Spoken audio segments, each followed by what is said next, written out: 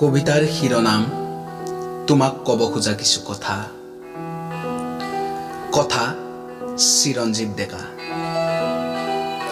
আবৃত্তিকাৰ ধৃতিময় কলিতা।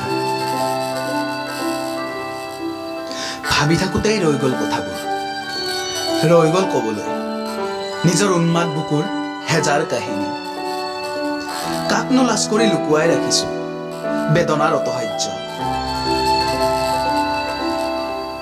নাজানো, গম নেপাওঁ, নিজকে প্ৰশ্ন কৰিছো, ৰঙা বেলিটো সন্ধিয়া কেলে ওলায়? গোলাপ ফুলবোৰ বাৰু ৰঙা কিয়? আৰু আকাশখনৰ ৰং নীলা কিয়?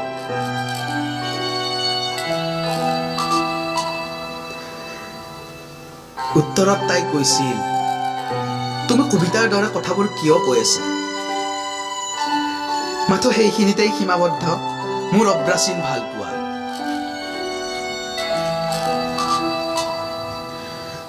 নিমাও আজি অতিৰঞ্জিত মোৰ বেদনাৰ চহৰ। নিয়ৰ এতবালৰ দৰে লুকুৱাই আছে সি, যাক বিচাৰি ফুৰিছো আজীৱন। কোন সি? কোন?